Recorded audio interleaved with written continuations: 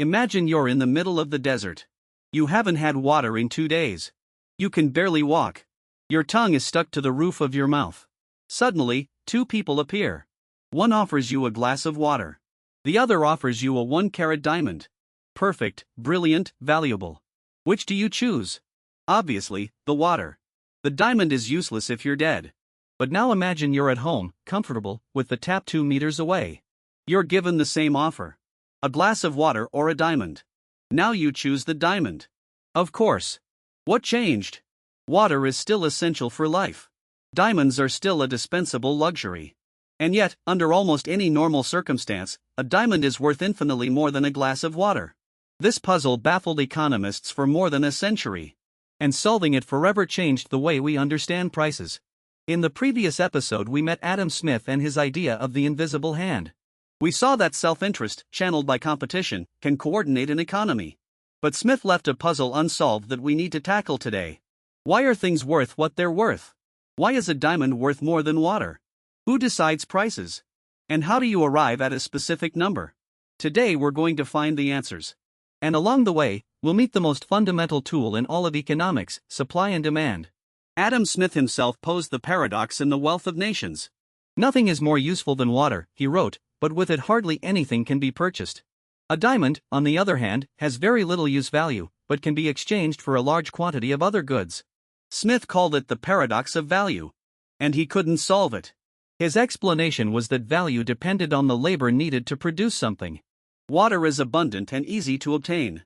Diamonds require enormous effort to extract. Therefore, diamonds are worth more. It sounds reasonable. But it has a serious problem. If value came from labor, then digging an enormous hole in the wrong place, with tremendous effort, would produce something very valuable. And clearly that's not the case. Effort without result doesn't create value. This explanation, known as the labor theory of value, dominated economics for nearly a century. It was adopted by David Ricardo. It was adopted, in a different form, by Karl Marx, who built his entire theory on it. And it was a dead end. The solution came from an unexpected place. Or, more precisely, from 3 unexpected places at the same time. In the 1870s, 3 economists independently reached the same conclusion. William Stanley Jevons in England. Karl Menger in Austria. Leon Walras in Switzerland. None of the 3 knew what the other 2 were doing. They published their work within months of each other. And all 3 said essentially the same thing. The value of a thing doesn't depend on how much labor it costs to produce. Nor does it depend on its total usefulness. It depends on something they called marginal utility. The idea is this. You don't value water in the abstract. You value the next glass of water. If you're in the desert, dying of thirst, the first glass of water has immeasurable value. It's literally worth your life. The second glass is also extraordinarily valuable. The third, a little less. The 10th, not so much. And glass number 100, when you're completely hydrated, is worth practically nothing. You could drop it on the ground without blinking. This is diminishing marginal utility. Each additional unit of a good is worth less than the previous one. And here's the key that solves the paradox. Under normal circumstances, water is so abundant that the next glass has very low marginal utility. Diamonds are so scarce that the next diamond has very high marginal utility. It's not that water is worth less than diamonds overall. It's that the next glass of water is worth less than the next diamond. Because you have hundreds of glasses available and 0 diamonds. Price reflects marginal utility, not total utility. And that distinction was the revolution. The marginalist revolution solved the demand side. It explained why buyers are willing to pay certain prices. But the other half was missing. In 1890, the English economist Alfred Marshall joined the 2 pieces with an image that has become the universal symbol of economics. Marshall said that asking whether value comes from utility or from the cost of production was like asking whether it's the upper or lower blade of a pair of scissors that cuts the paper. The answer is that both are necessary. Neither cuts alone.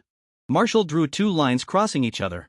One represented demand, the willingness of buyers to pay. The other represented supply, the willingness of producers to sell. The point where they cross is the equilibrium price. It's the most reproduced image in the history of economics. And it works like this. Imagine a market for apples. If the price is high, farmers will want to sell lots of apples. But consumers will want to buy few. There's more supply than demand. Apples pile up unsold. Farmers lower the price.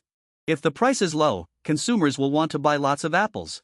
But farmers won't want to sell many, because it's not worth it. There's more demand than supply. Apples disappear from the shelves. The price goes up. There's only one price where the quantity buyers want to buy matches exactly the quantity sellers want to sell. That's the equilibrium. The market tends toward it naturally, like a pendulum tends toward its lowest point. When the market reaches equilibrium, something happens that isn't visible on the surface but is fundamental. Many buyers would have been willing to pay more than the equilibrium price. If apples sell for €1, but you would have paid €1.50, you've saved 50 cents. That difference is called consumer surplus. On the other side, many sellers would have been willing to sell for less than the equilibrium price. If a farmer would have sold their apples for 60 cents but sells them at €1, they earn 40 extra cents. That difference is called producer surplus. The sum of both surpluses is the measure of the total benefit the market generates. And one of the remarkable properties of market equilibrium is that it maximizes that sum. Any other price would generate less total benefit. This doesn't mean the result is fair. It means it's efficient, in the technical sense that nobody's situation can be improved without making someone else worse off. Efficiency and fairness are different things. Markets are good at the first, not necessarily at the second. And here's a twist that complicates everything we just learned. Diamonds are expensive because they're scarce. But what if someone manufactured that scarcity on purpose? In 1888, Cecil Rhodes founded De Beers in South Africa. The company kept acquiring mines until it controlled around 85% of the world's rough diamond production. But controlling production wasn't enough. De Beers also bought diamonds from other producers and stored them in vaults. If the price dropped, they pulled diamonds off the market. If a new deposit appeared, they bought it or struck agreements to limit its production. The supply curve for diamonds wasn't determined by nature. It was determined by a business decision. And then came the most successful marketing campaign of the 20th century. In 1947, De Beers advertising agency coined the slogan "A diamond is forever." The idea was simple and brilliant: associate diamonds with eternal love, with commitment, with marriage. And, incidentally, convince people they should never resell their diamonds, so they wouldn't flood the secondhand market. It worked. By 1951, more than 80% of American brides received a diamond ring. Not because diamonds were intrinsically valuable. Because De Beers had manipulated both supply and demand.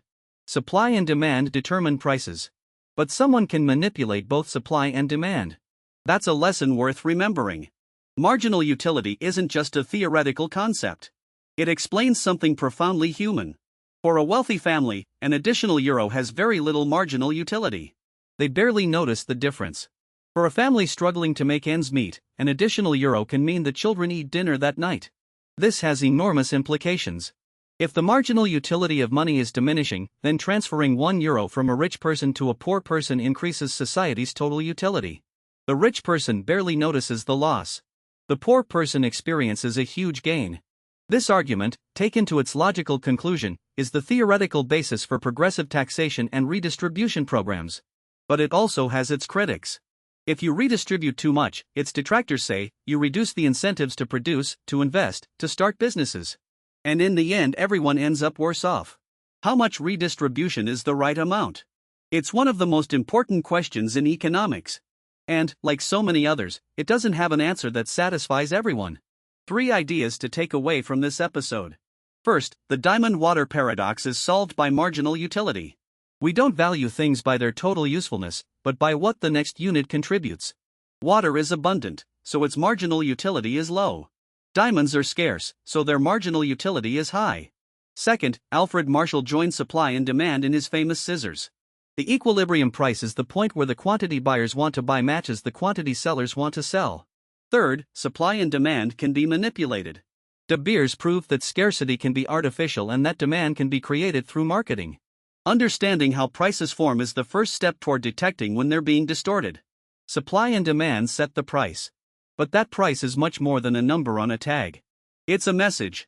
It tells producers what to make, consumers what to buy, and the entire economy where to direct its resources. Price is a signal.